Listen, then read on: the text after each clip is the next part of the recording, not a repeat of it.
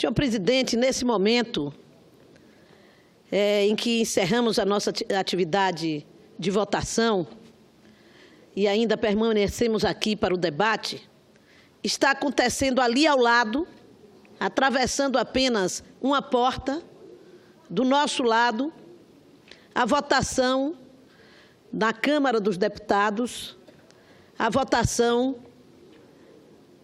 para que a Câmara decida se concorda com o início da investigação do presidente Temer ou se a Câmara não dá autorização para que essa investigação se inicie. Esta votação, quem vota sim, está votando para que não se inicie a investigação, para não dar autorização. E quem vota não, está votando para que esta autorização seja dada. E todos nós, o Brasil inteiro, ficou acompanhando durante muito tempo os debates que antecederam esta votação.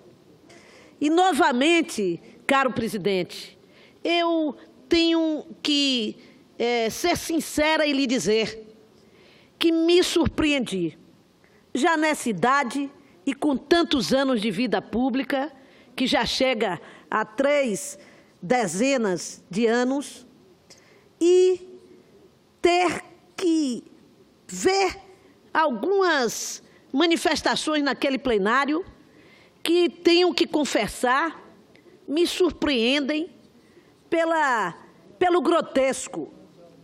Vossa Excelência, imagine que numa crise política como esta que nós estamos vivendo, desde que esta Câmara dos Deputados, depois este Senado, compactuou com a ideia de tirar-se uma presidente que tinha sido eleita por um crime que não conseguiu-se comprovar, daquilo que eles inventaram chamar de pedalada fiscal, que tratava-se de recursos para beneficiar os mais pobres deste país no orçamento da União. E a situação que nós vivemos hoje. Veja quanto se aprofundou a crise política e quanto desceu de nível os problemas que nós estamos abordando hoje aqui. Nós estamos com uma situação tão grave na política brasileira que se analisa até a hipótese de nós entrarmos num processo em que, ao seu final, nós teríamos tido, nesses 4 anos de governo, 4 presidentes. Apenas uma eleita pelo povo brasileiro e os outros, indiretamente, mas principalmente, ilegitimamente, colocados na presidência da República para exercer um governo sem programa apresentado, sem debate com a população sobre a sua ideia, a sua opinião sobre como conduzir esses problemas e, principalmente, impondo à população brasileira perda de direitos. Nós encerramos os nossos trabalhos no semestre passado, infelizmente, dando uma péssima notícia ao povo brasileiro, que foi a retirada de diversos direitos dos trabalhadores, direitos assegurados pela CLT, com a reforma trabalhista.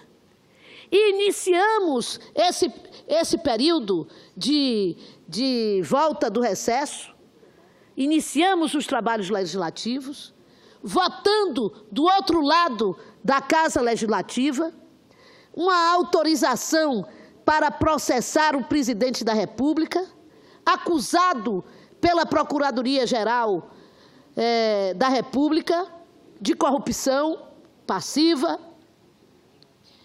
E mais, com os deputados indo votar, estimulados pelo discurso de que devem votar para prosseguir os planos de reformas que eles inventaram, que eles decidiram que são as reformas que são necessárias para a sociedade brasileira. Já fizeram a perversidade na reforma trabalhista e agora querem continuar o espírito perverso com a reforma da Previdência, que será a mais, se isto acontecer, e eu espero que não aconteça. Já ouvi pronunciamentos dizerem que até o presidente está revendo esta possibilidade, uma reforma que será a mais cruel reforma da Previdência feita contra a sociedade brasileira, contra o trabalhador pobre do Brasil, contra o trabalhador rural do Brasil, contra a trabalhadora urbana deste país, contra a mulher trabalhadora. Recentemente eu vi um debate numa TV brasileira, em que um filósofo, um estudioso, falando sobre esse momento, que nós todos tivemos a oportunidade de testar nesse período de recesso legislativo, na conversa, no debate com a população, esse período de descrédito por que passa a sociedade brasileira, do Estado brasileiro, do Poder Executivo, do Poder Legislativo e até mesmo do Poder Judiciário. E ele dizia, a Previdência era uma das poucas instituições, ou é uma das poucas instituições, que o povo ainda acredita. Porque o povo trabalha acreditando que ao final daquele tempo determinado pela lei, ele vai se aposentar para ganhar, muitas vezes, um salário mínimo. Mas é aquilo que ele tem para viver na sua velhice, a sua aposentadoria, aquilo que lhe restou, que na maioria das vezes ainda lhe obriga a continuar trabalhando para complementar sua renda familiar e lhe permitir ter acesso naquele momento de maior dificuldade, a uma renda maior, trabalhando pós-aposentadoria, para poder receber o suficiente para comprar os remédios que a idade pós-60 já obriga a maioria de todos nós. Mas, no entanto, é justamente neste momento que ele agora se sente e está sendo ameaçado por uma draconiana reforma que lhe obrigará, se eventualmente for mantida, a trabalhar e a contribuir com mais do dobro ou com o dobro daquele tempo previsto, lhe apresentando uma perspectiva de praticamente não se aposentar. E é diante desse quadro que nós estamos vendo, e a expectativa era, vamos ver se essa Câmara, se o Senado, esses políticos que foram eleitos pelo povo para representá-lo, eles conseguem encontrar uma saída para a crise que vive o Brasil. A crise que não é só econômica. Eu vi aqui hoje muitos senadores corretamente preocupados com a crise econômica que nós vivemos e que se agrava a cada dia. Diferente do que alguns aqui afirmaram, que nós estamos superando a crise econômica brasileira se agrava a cada dia. A dívida pública cresce. O juro não caiu como seria necessário cair. A economia está travada. E muitas das medidas que eles anunciaram como grandes salvadores da pátria e principalmente da economia, não conseguiu impactar na economia. Assim como esta malfadada reforma trabalhista não impactará imediatamente em criação de empregos, como muitos aqui anunciaram. E ainda assim, nós não conseguimos dar esta saída. Nós não conseguimos cumprir com a obrigação que o povo está na expectativa de que nós consigamos realizar.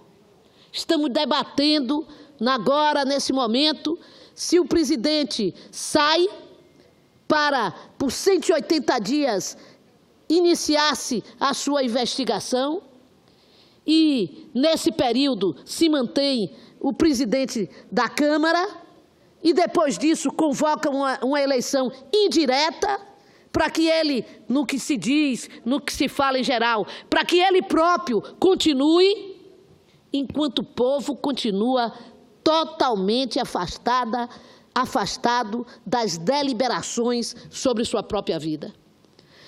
Eu estou cansada disto, assim como a população inteira. Nós temos uma proposta que apresentamos a este Senado Federal. A proposta é antecipar as eleições gerais nesse país, é ter compromisso com o povo brasileiro, é iniciar a debater quais são as saídas para a crise, quais são as saídas necessárias, quais são as saídas que a população brasileira aprova que nós possamos tomar da presidência da República. Não é possível ouvir e ler como nós estamos lendo, até avaliações que apontam que, quiçá, se houver eleição em 2018, pode ser, como alguns dizem, ruim para a manutenção do ajuste fiscal. Pode ser ruim. E alguns até, poucos, é bem verdade, não têm coragem de afirmar, mas já começam a conversar nas entrelinhas da possibilidade de nem eleições existirem em 2018 neste país. Ora, senhor presidente, é absolutamente inaceitável. E é numa crise desta que a gente vai percebendo também o teor perverso do governo. Mais ainda, são 2 bilhões de reais que estão sendo gastos da nação para liberar emendas e tutti-quanti e outras partes do orçamento não relacionados com emenda, para garantir a votação que se dá hoje na Câmara dos Deputados. Enquanto isso, as universidades públicas ameaçam não fechar o ano que nós estamos vivendo, o ano letivo, por falta de verbas. Enquanto isso, se aprofunda a crise nos serviços públicos de saúde. Já se anunciou até, já se parou até no Brasil de emitir passaporte por falta de verba. Mas não falta verba para fazer esta operação que está sendo feita agora na Câmara dos Deputados. Obviamente que existe do orçamento a verba para as emendas parlamentares e que este orçamento deve ser impositivo na sua execução. Mas qualquer órgão de imprensa pode fazer o levantamento. E alguns já fizeram. Veja quantos aqueles que estão anunciando o voto a favor do presidente Temer, quanto vão receber a mais de emenda, contrapondo-se àqueles que estão votando contra. E nesse caminho vai a República, vão os interesses nacionais. No caso do meu estado, esta coisa virou escandalosa. Bastou um jantar do prefeito de Salvador com o presidente Temer para que um empréstimo de 600 milhões com o Banco do Brasil para investimento na vida do povo baiano pudesse ser impedido. Impedido por uma pessoa da Bahia, por políticos baianos que traem o seu povo quando impedem que investimentos possam ser dirigidos ao seu estado. Eu só não me surpreendo mais, caro presidente e senadora Rose de Freitas, porque esse DNA do atraso eu conheço muito bem e tenho as marcas dele na minha memória e no meu corpo. porque quando assumi a Prefeitura de Salvador, aos 36 anos de idade, não tinha cabelos brancos.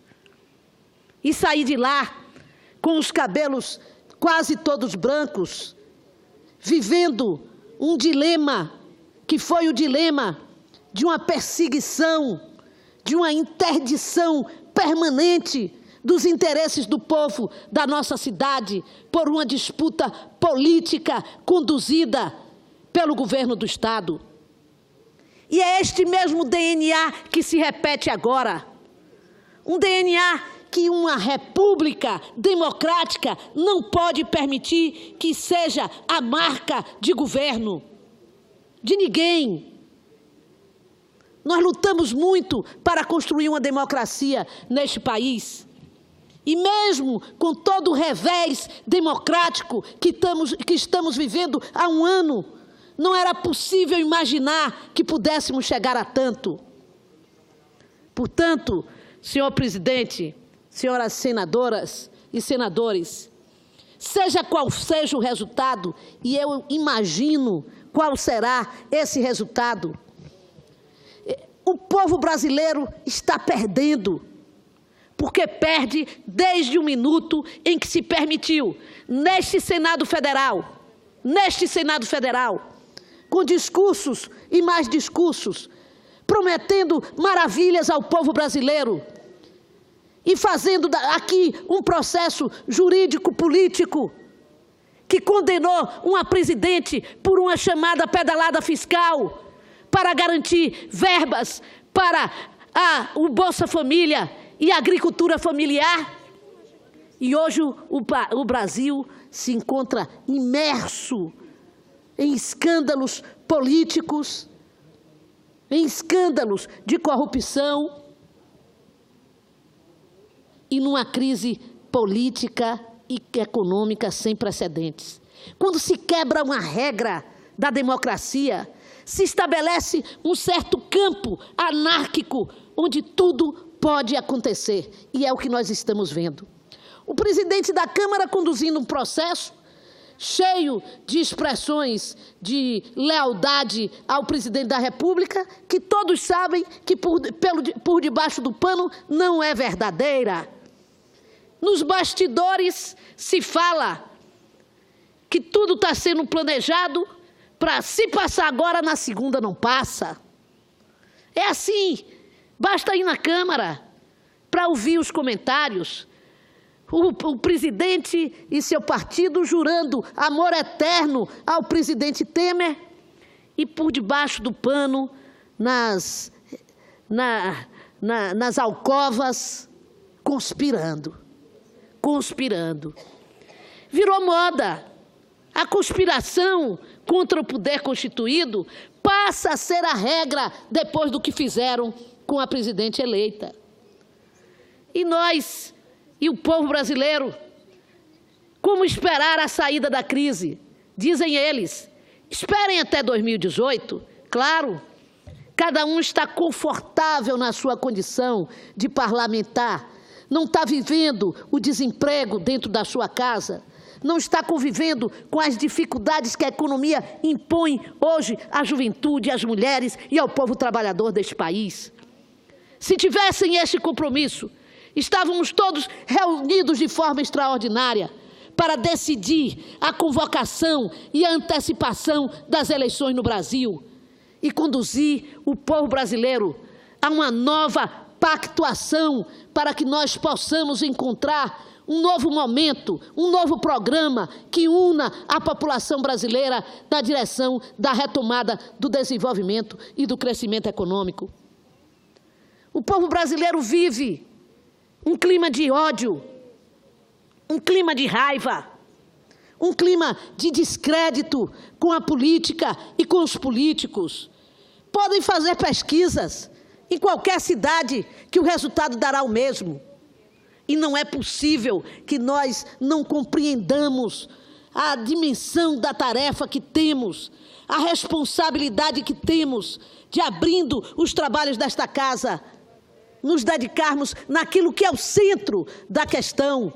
E o centro da questão é a crise política que nós estamos vivendo.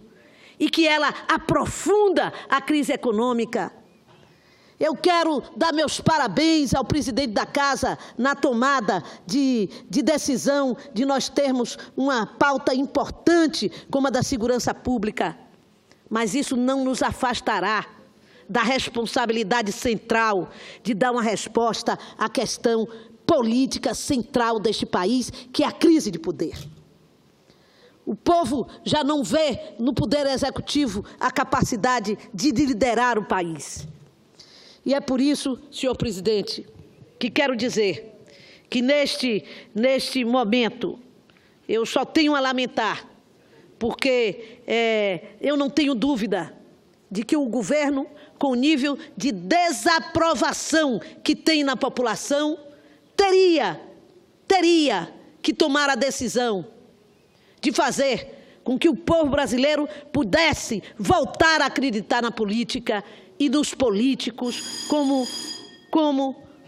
os encarregados de ajudarem a sair dessa crise. Para finalizar, senhor presidente, eu quero destacar que nesse período de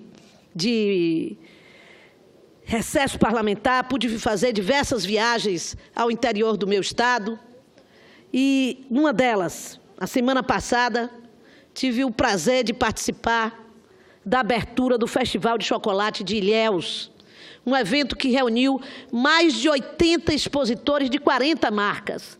Quando nós iniciamos o governo de Jacques Wagner, lá atrás, há mais de 10 anos atrás, nós tínhamos 20 marcas, 15 marcas de chocolate na Bahia. Hoje são 40 ou mais que participam do nosso Festival de Chocolate, o principal evento sobre esse tema no país. Estive lá com o ex-governador Jacques Wagner, com o Bebeto Galvão, deputado federal do PSB e da região, com meu querido amigo, ex-deputado estadual da Bahia, Renato Costa, presidente do nosso partido em Itabuna. Visitei estande por estande daquela feira, conversando com os fabricantes de chocolate, com os produtores de cacau, e de todos receber o estímulo, o apoio, para que nós possamos fazer andar aqui no Senado Federal o nosso projeto que define que é necessário ter 35% de amêndoa de cacau no chocolate. Esse projeto é um projeto fundamental para fazer com que o chocolate do Brasil, o chocolate do Espírito Santo, que também é produtor de cacau, o chocolate do Pará, o chocolate da Bahia, esta nova safra de fabricantes de chocolate gourmet neste país possa disputar o mercado internacional em igual condição. Vou voltar a tratar desse assunto na próxima semana, quando nós vamos comemorar o Dia Nacional do Cacau, mas é para mim muito importante poder registrar nesse dia de hoje a minha alegria de ter participado daquele evento, antes tão pequeno, e ao longo do tempo do governo do governador Jacques Wagner, também do apoio do ex-secretário Domingos Leonelli na Secretaria de Turismo da Bahia, que tornou aquele evento um evento hoje de reconhecimento nacional, que pôde levar o chocolate da Bahia e o Festival de Chocolate a Paris e que pôde trazer o Festival de Paris para a Bahia. Muito obrigado, senhor presidente.